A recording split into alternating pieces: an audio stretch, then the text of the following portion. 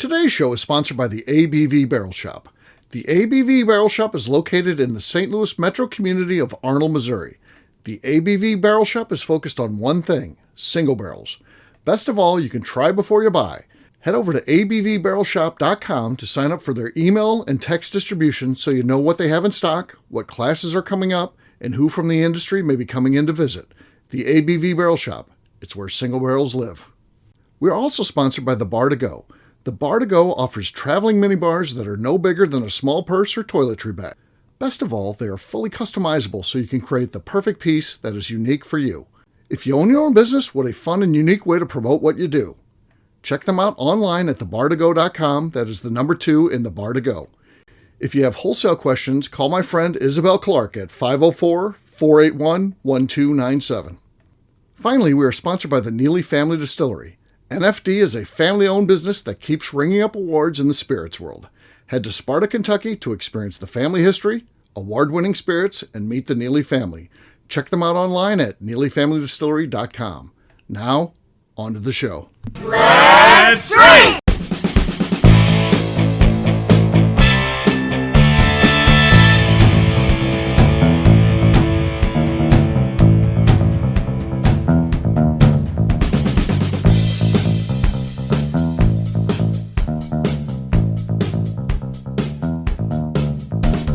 Welcome to the Bourbon Daily, the podcast about everything bourbon delivered to you every day of the week. Today on the show, we discuss that despite all of the reports of doom and gloom, bourbon tourism just reached new heights in Kentucky. My name is Justine Mays. Please join me in welcoming my co-host, Steve Akeley, along with our special guests, Darren McRoy, Matt Modica, and Goeken. Hey gang, what's up? Hey y'all. Hey-o. Hey-o. So yeah, we keep hearing the sky is falling when it comes to bourbon. In reality, I mean, there's some things that are happening that aren't great. I mean, we certainly don't want those things to happen. But when you're talking about the facts, I mean, there's still good times to be had in bourbon.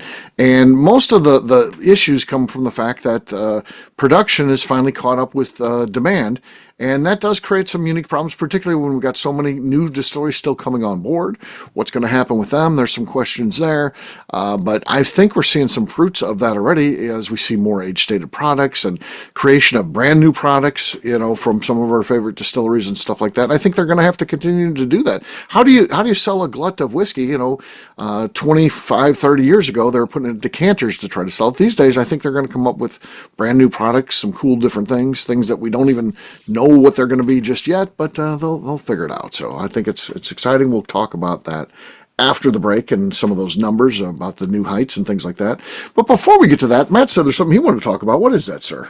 Yeah.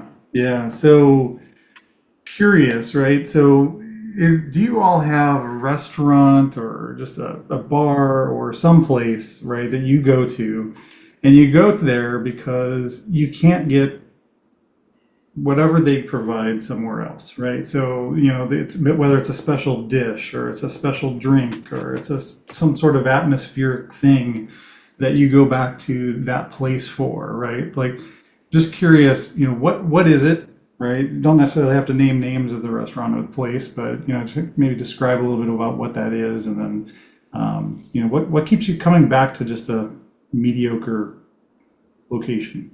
Okay, so not something that's just phenomenal in its field.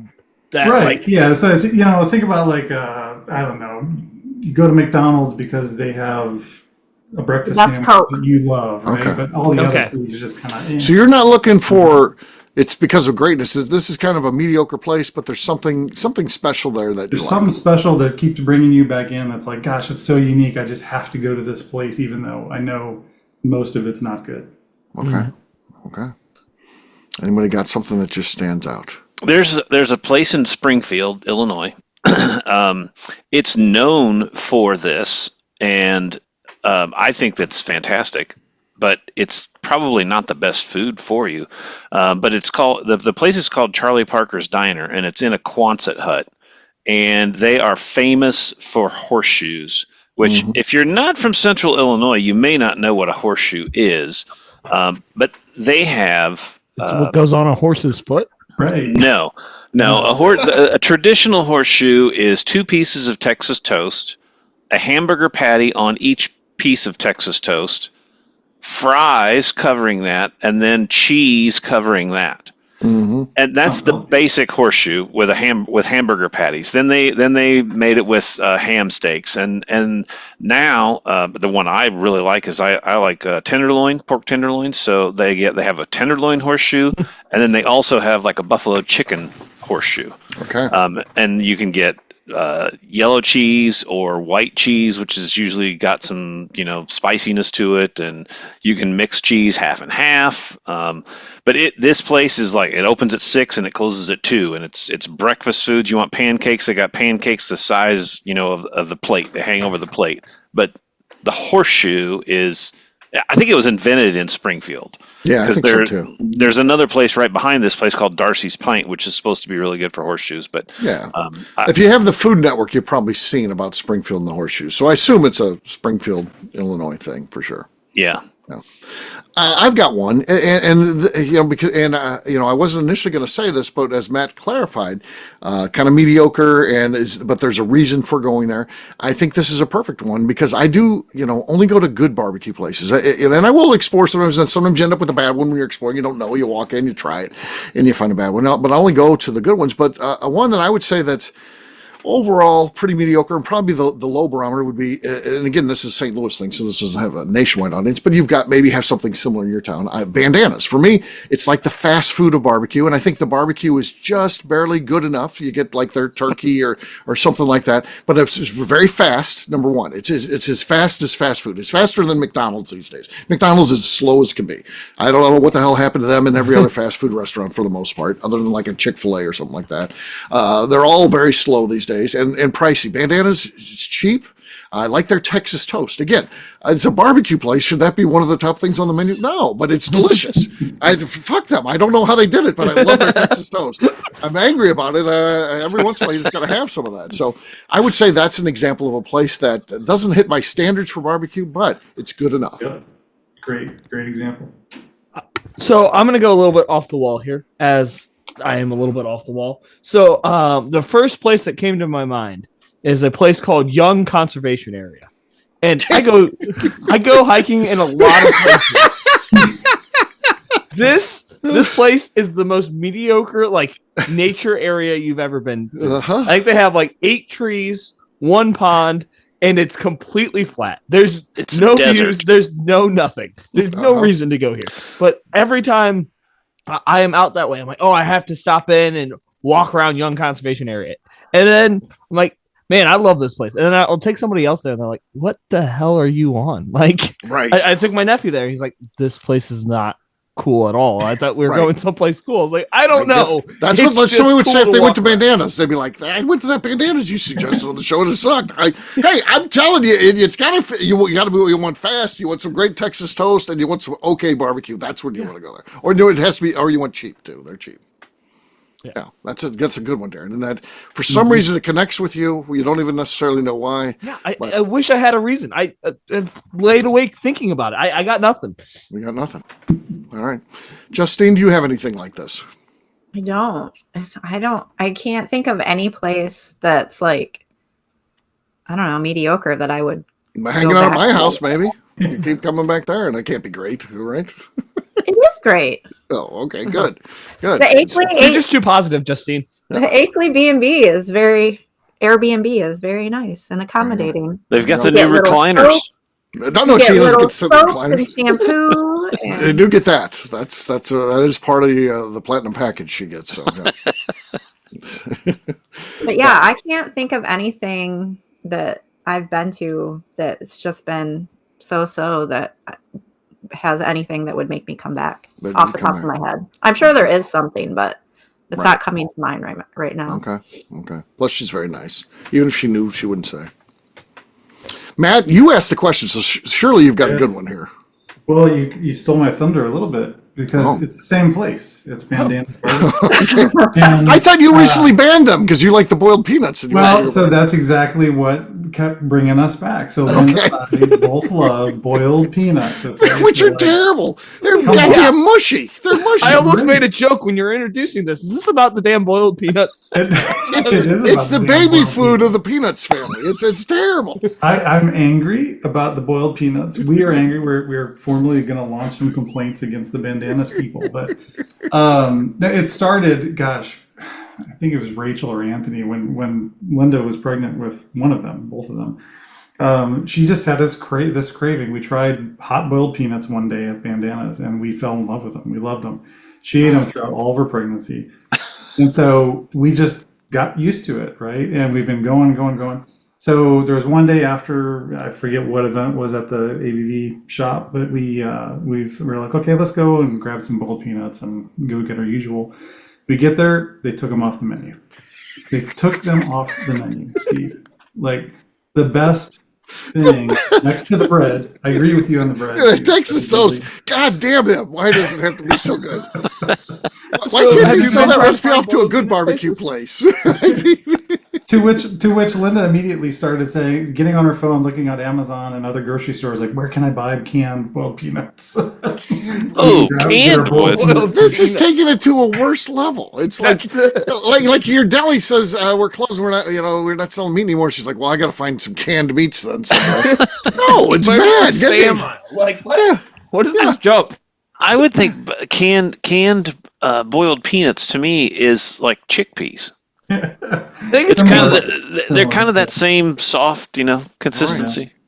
It's either that or dry. I don't know that I've ever had a boiled peanut.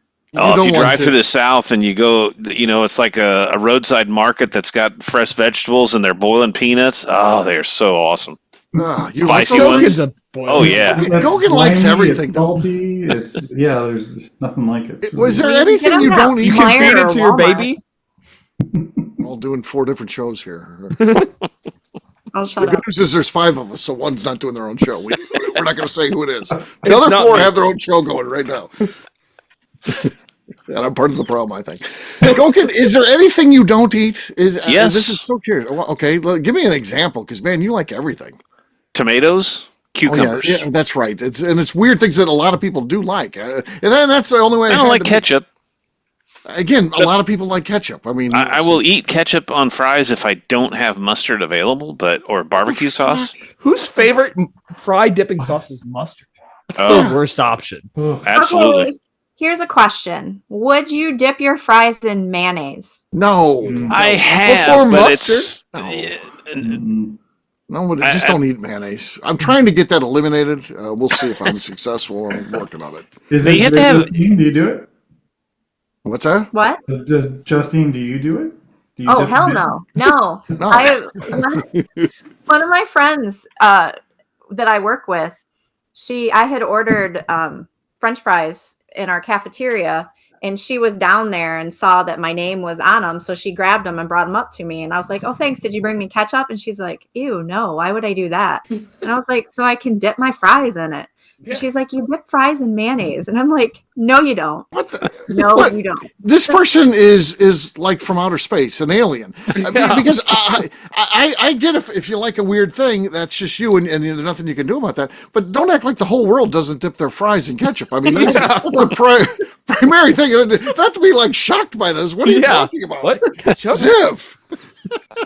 The government wants to talk to her. This person might not be human. I mean, they're literally, Yeah, I can't. I mean, I like mayonnaise, like on sandwiches or hamburgers, but I could never eat it by itself. No. Oh, no. You ever see that when they do those food competitions and they're eating mayonnaise, they give them a spatula, so god damn.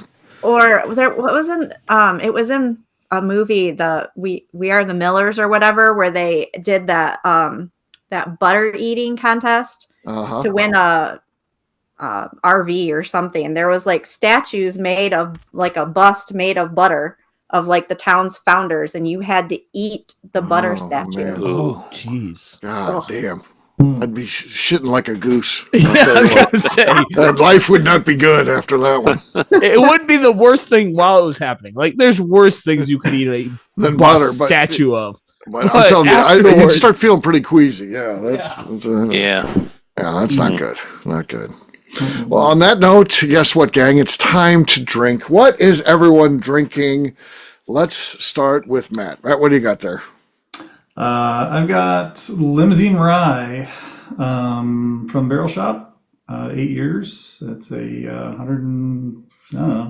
8 proof-ish. Okay.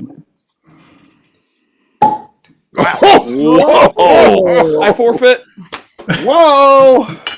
Let me go get one of my screw tops. Yeah. Can you send the model number of that mic over?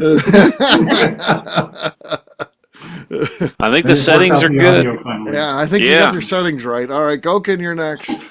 I've got the Stolen Wolf. Rye That's a whiskey popular one, too. The Barrel People Shop. keep asking for that one. No. Not That's enough. nothing. Not enough. Justine, you're next. I have Old Monroe, their single barrel wheat whiskey that is Laura's pick. Okay, solid, but not enough. Not as good as Matt's. I got my JD 14 here. Oh yeah, that's good. You should try this, Goeken. You should try this, man. Yeah, I would love to. All right, slide on the set. That was nice. Nice squeak. If squeaks were the call for the day, I would win. But it's not. It's Cork Pop. So Matt still has the lead, but he's got to get through Darren here. Darren's yet to go. What do you got, man? I got an oldie but a goodie from the ABV Barrel Shop. This is the old 55 pick. I think this is one of the bottles that predates me working there, so it's pretty ancient. Going low, like Katie Joyce suggests. Okay. That was also very solid, but not as good as Matt's. Matt's was explosive. I would say that was very good. Matt's was explosive. Cheers to Matt. Cheers, Matt. Cheers. All right, we'll take a quick break. And then when we come back, we're going to be talking about Kentucky bourbon tourism hitting a new high. We'll do that in just a few.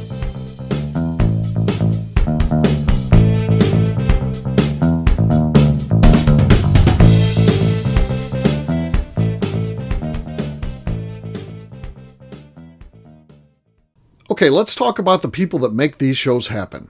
First up is the Stave and Thief Society. Via their in-person class at Moonshine University in Louisville, Kentucky, the Stave and Thief Society is the place where you, a bourbon enthusiast, can expand your knowledge and emerge an executive bourbon steward. In 2017, I completed my executive bourbon steward certification. It's the most comprehensive bourbon certification available and connects you with an expansive network of bourbon enthusiasts and professionals. Check out the full listing of in-person and online certifications and join the society today by enrolling at staveandthief.com. Speaking of executive bourbon steward certification, the ABV Barrel Shop in St. Louis, Missouri has developed a unique partnership with the Stave and Thief Society to offer a preparatory class to assist you in getting your executive bourbon steward certification. This prep class costs only $25 and is available to take live or online via Zoom. Graduates of our class receive a coupon code good for 15% off your executive bourbon steward certification held in Louisville, Kentucky. This saves you almost $90. Additionally, you can collaborate with fellow attendees to split travel costs when you go to Louisville. If you're interested in signing up for the class, simply head over to abvbarrelshop.com and check out the classes and events page. Last but not least, we are sponsored by Neely Family Distillery. Royce Neely is the 11th generation distiller in one of America's oldest distilling families. A visit to Neely Family Distillery takes you through family history, where you can see all the artifacts and newspaper clippings through the years from this family that started distilling in America after James Neely arrived from Northern Ireland in 1740. Today, Royce Neely and his team are crafting some of the best spirits in America. Their bourbon and absinthe offerings keep winning top honors in the spirits competitions. Recently, their absinthe made history as the first platinum winner in the absinthe category at the San Francisco Spirits Competition. Neely Family Distillery is definitely a bucket list destination if you are a bourbon fan. Learn more about their spirit offerings, visiting their facility, and the awards they have collected over at NeelyFamilyDistillery.com. And now, back to the show.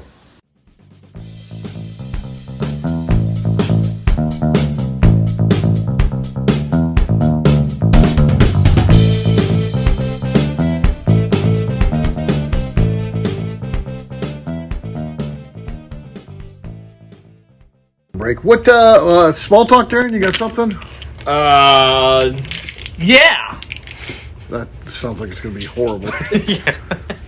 I still haven't thought of anything. And you're listening to the Bourbon Daily.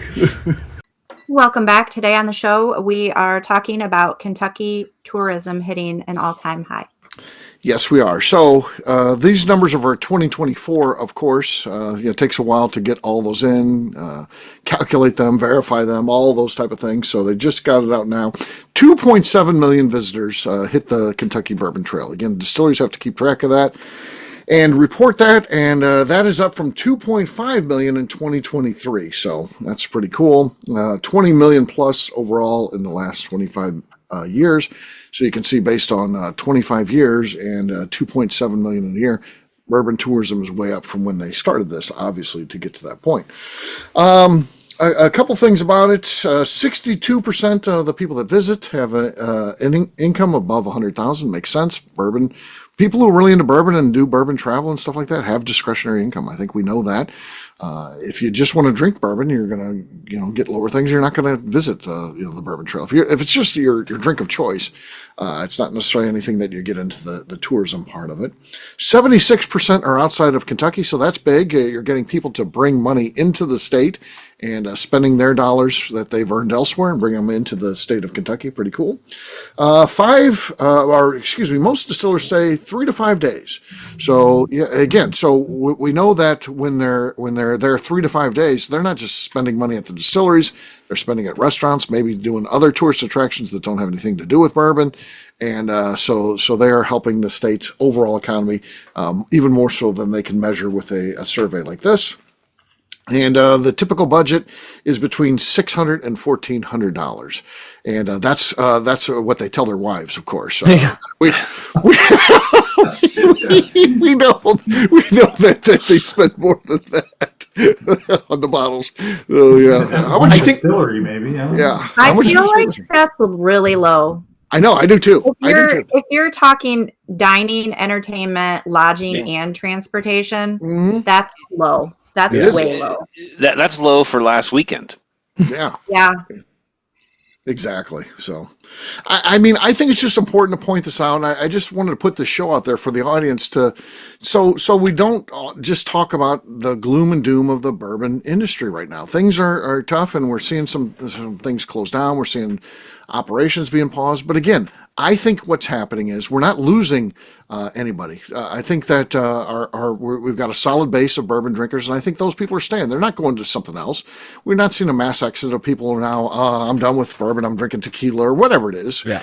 That's not happening. But, right now we have, the bourbon is always replaced by a new generation coming up, and we're not really seeing that with the next generation, with the younger folks in the audience.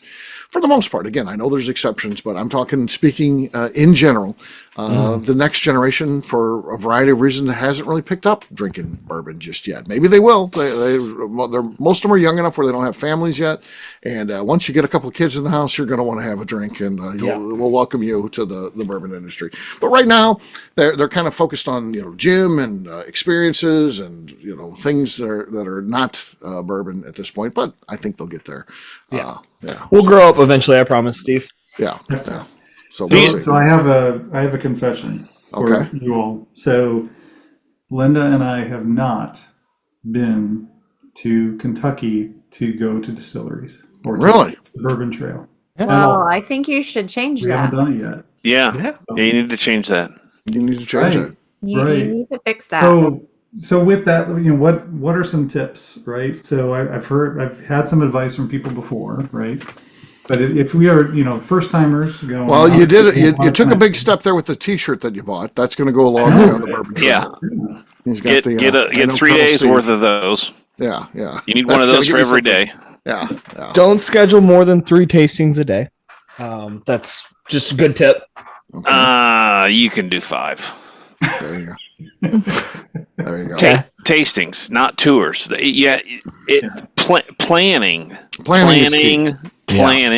Planning is key. If possible, I would suggest just go the 2 of you.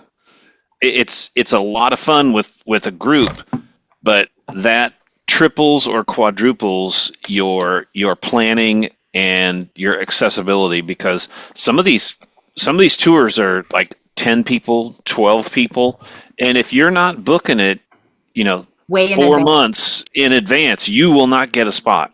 And then to coordinate the distilleries that you want to go to, you've kind of got to I always lay out a plan of, we're staying in Bardstown, and today we're going to Lexington. So, I make a loop to Lexington and back and pick out all the distilleries that we want to try to hit. And then you got to get times, okay, well, we can go to this first or this one.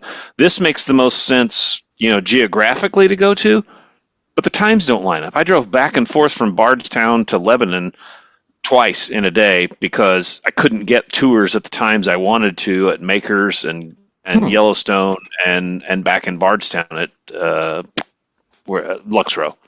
Yeah. So it definitely takes some planning, and it's not something you could plan for and go on in like a week's time. Yeah. And the problem is, Matt, it's not all consistent. So if you're thinking, well, I want to go to Beam and I want to go to Michter's or whatever it is, you can name the distilleries. One rules might be, 4 weeks out is when they open up the tours. The other one might be 2 weeks out. So it's work putting together one of these trips. They don't make it easy on you by any means. Yep. Mm-hmm. And I would especially for a first trip, because there's enough to do in several spots, but go say, okay, we're going to Bardstown, and farthest we're going to go out is Lebanon, because Lebanon is 30 minutes away, right? And draw a circle around and don't leave that, and try and do as much as you can in one place. Don't try and hit Louisville, Lexington, Bardstown, and Cincinnati, New Riff, and all of them up there. Neely, it makes it messy. Just try and do one thing as well as you can. Don't be a jack of all trades. Yeah.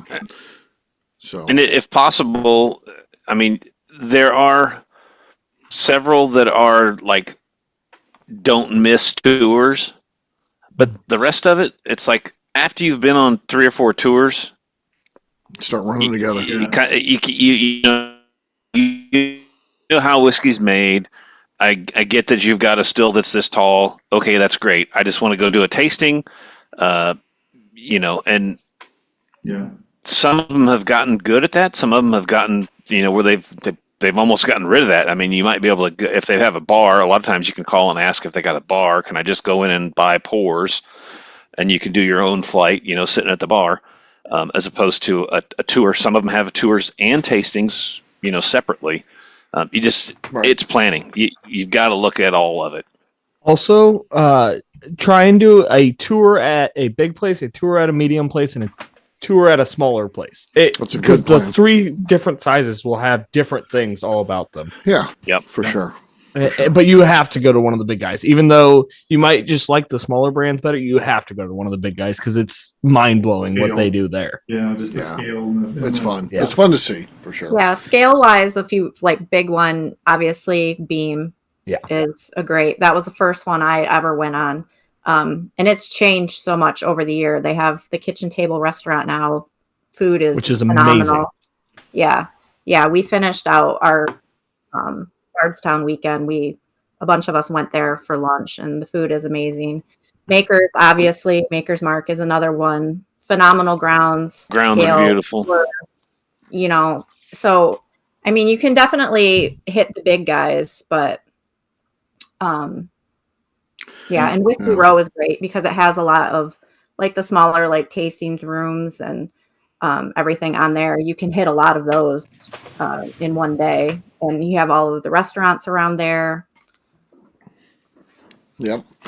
Are you in November? You still coming on the $1 Million Tour, right?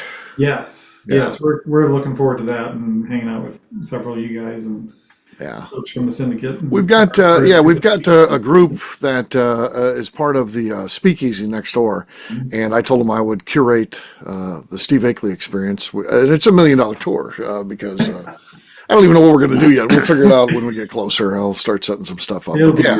Yeah, that's a different perspective when we do that sort of thing. So that's gonna be fun. So you realize it is April, and you're planning in November. It'll be here. Justine, we don't operate the same. I know, but I got a lot of stuff between then. I got an anniversary I got to work on. Our 3rd year anniversary. We're talking about maybe doing a little summer festival. Haven't really done anything with that yet. We got the Bourbon Artisan Festival. We got a lot of shit in between. Yeah. So you almost need an assistant. looking I at was just getting ready to say that too. Yeah. but looking at the sites and everything, it gets a little bit overwhelming, which is it's good to have people that have been there, have experience, and that kind of thing you can ask questions about. But I Yeah. mean, just look at the scale that Kentucky's had, and just what was it? What'd you say? 2.7 million Yeah. people in 24. That's huge, right? I mean, so Yeah. obviously they're doing something right. They're bringing people in and keeping it interesting, right? Once you carve out the time, let's take a look at it. We'll help you. Yeah. Drill down So where you should where go. we're a lot. And Yeah, the other thing is, there's like 60 distilleries now on the tour, and it was On the trail, yeah. 5 or 7 on the trail to start with, 7, Yeah. I think. I Yeah, think so. and now there's 60, and they've combined it all together, and there's something there for everybody, and a bunch of stuff for. Yeah. Yeah, so it's fun, and I'm just glad to know that see numbers like that where it's up. Hopefully that reminds people that things are going well in the bourbon industry, and please keep supporting it. Don't start looking for something else. Be like, oh, this is done. No, there's plenty of good times left in bourbon, so please stick around and keep on keeping on. Let's the bourbon industry has invested so much in infrastructure into, Justine said, like the Beam tour. So many of them have done the exact same thing. Have invested in their tours and what you can see, what you can do. It's a cool place to go. Hanging out in Kentucky is awesome. Museum there is literally designed by the people that designed the Smithsonian's. Yeah. They use the same museum designer. That's how much effort they put into that, which is crazy to me. Yeah. And a lot of the distilleries now have different types of tours. Mm-hmm. Like you can go there and take a cocktail making class. You can do a distiller tour, with the master distiller. There's like different levels. Like you can do the basic one and you can upgrade to like 4 different other things. Yep. So, I mean, some of them you can keeping with the times. Yeah, some of them you can upgrade pours too. Like you can take the regular tour, but you can add, their high-end stuff to your tasting at the end of the tour. Mm-hmm. Yeah, they're adding a lot of stuff. It's Steve. You said how many? What was the percentage of people that were from outside of Kentucky? Like 76. 76% of visitors. Actually, it kind of makes sense. Think it would be higher. Well, I would they do go to a lot. They have bourbon dinners and stuff like that. So there's just events that they do at the distilleries that draws you back, even if you live there multiple times. So, yeah. So how is it that you said there's 60 distilleries on the trail now? Is there? I'm assuming there's a process. There's some sort of curation. There's some sort of thing that happens to say you are now eligible and correct. able to be on it. So, is there? Tell me more. I don't know. So the Kentucky Distillers Association does that. So they're the ones that you become part of. You do have to pay to be part of the trail. So that's a different membership than just being a Kentucky Distillers Association member. And then there's standards that you have to adhere to. There's things that you have to do like reporting and stuff like that. That also to be on the trail, and it's just evolved. And I don't know necessarily everything about the new program, but the old program, you had like a passport, you had to get stamped. That's gone. So I don't want to say that that's how you do it because that's gone. But now, I don't know how it works, but there's 60 of them on there, and I don't even know if they do anything if you visit all 60. I mean, that's a lot. That's a huge undertaking. So I have no idea how any of that works. But it's the KDA, and there's, like I said, there's stipulations. You also have to have production standards too. You can't be just like, in a small strip mall and just have a 5-gallon still and be like, okay, I'm going to be on the bourbon trail because that's going to bring me huge money. They won't allow that. You have to have minimum standards that you're producing to even get on there to be eligible. So yeah. Do they still have the 2 different trails? No. Like they had like the main one and then they had the craft one. Did they combine them? They did that. They've combined them. Yeah. So now it's just one. So yeah. And you have to pay, right, to be on it? Yeah, to be on the trail, yes. Yeah. Yeah. There's a membership to be involved in that. So yeah. That's but it's worth it. I think the ones that are on there's certainly people that seek them out. That's how they learn about it and things like that. So many people want to visit the things that are on the trail, and Buffalo Trace. That's the thing, because they're not on the trail, but they're their own thing. But people want to still visit them too, and they've got free tours, and they've got awesome tours, multiple types of tours, and it's a cool place to go. I don't think there's any place that has more types of tours than Buffalo Trace. Yeah. And Matt, we've been like 4 or 5 times, and we've been to a gamut of them. None of them have ever sucked. Yeah. So you can't go wrong wherever you go. Right. Yeah. It's going to be something none of them are bad. No. And obviously, if it's a product that you don't normally like, it's not your thing, then don't do a tour there. Go somewhere else. But if there's also ones that you want to try that you've never had before, and you don't want to like commit to a bottle or whatever, then obviously I would put that on one of your tours to go to, or a tasting there if you don't want to do the tour. Yeah.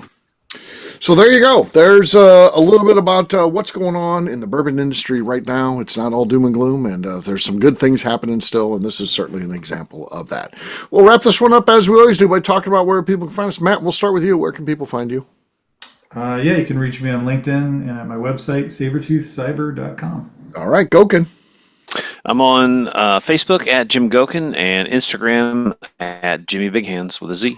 How's that going? Are you getting like fetish people following you? Yeah. Anybody bourbon related following you, or is it all just a bunch of fetish people? I don't really understand how Instagram works. I don't know what I'm doing. Oh, I'm glad you're part of it. That's exciting. Darren, how about you? You can find me on Instagram at The Bourbon Adventures. All right, Justine. You can find me on Instagram at JA_Maze. All right, for me, I'm an easy guy to find. I'm at Steve Akeley, Twitter, Instagram, or Facebook. I've got a website, steveakeley.com. We've also got a company website, abvnetwork.com. Check that one out. All of our previous content is out there. And also come by and see us at the ABV Barrel Shop. It's a cool place to be. We're getting new barrel picks in. We recently went on a run after being on a bad run where we weren't getting any barrel picks in. We got 10 in 7 days. That was crazy. And that's just how this business works. You never know what's happening. That's why you just got to be there. So come by and see us. You can look at the online, see what kind of classes we've got going on, events, etc. over at abvbarrelshop.com. Justine, anything else to say before we get out of here? I'd just like to remind the audience to please give us a 5-star review that includes comments. It helps new people find the show, which is very important to us. Also, if you like what we're doing, please visit our Patreon page at patreon.com/the Network. Great job today, gang. For our audience, we'll have a brand new show for you tomorrow. Looking forward to that. Until then, take care, everybody. See ya. Bye, y'all. Adios. Bye. Peace.